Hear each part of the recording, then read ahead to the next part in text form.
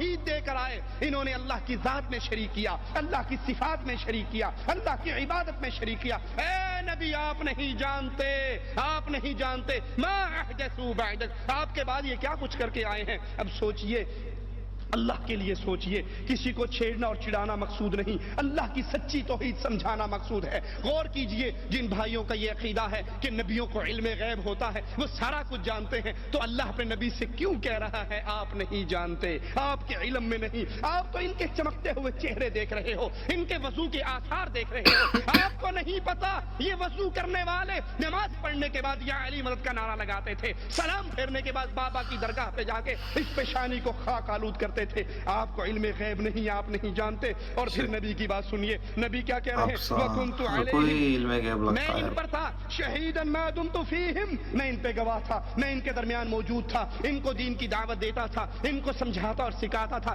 فَلَمَّا تَوَفَّيْتَنِي، جب تو نے مجھے اٹھا لیا، جب تو نے مجھے فوت کر دیا، جب تو نے مجھے اپنے ہاں بلا لیا، نبی فوت ہوئے۔ جو کہتے ہیں یہ نبی کو مردہ کہنا گستاخی ہے، تو بتائیے قرآن حکیم کی ان آیات کا کیا ترجمہ کرو گے؟ جو کہتے ہیں نبی مرے نہیں، ایک لمحے کے لیے صرف مکان بدلا تھا، پھر واپس آگے۔ ملتان میں آتے ہیں الیاس قادری کے اجتماع میں، کراچی میں آتے ہیں طاہر القادری کے اجتماع میں، فیصل آباد میں جاتے ہیں تبلیغی جماعت کے اجتماع میں، نبی آ رہے ہیں، دیوبند بھی جا رہے ہیں، حساب و کتاب بھی چیک کر رہے ہیں، فضان سنت بھی پڑھ رہے ہیں، فضائل حج بھی سن رہے ہیں، اردو بھی پڑھ رہے ہیں، اور اردو میں باتیں بھی کر رہے ہیں۔ جو یہ کہتے ہیں کہ نبی حاضر ہے، موجود ہے، کبھی ادھر اور کبھی ادھر، سنا ہے ہر عاشق کے گھر تشریف لاتے ہو، ہمارے گھر میں بھی ہو جائے چراغاں یا رسول اللہ۔ یہ کہنے والے کہتے ہیں نبی موجود ہے، حاضر ہے، ساری امت کے اعمال کو جانتے ہیں۔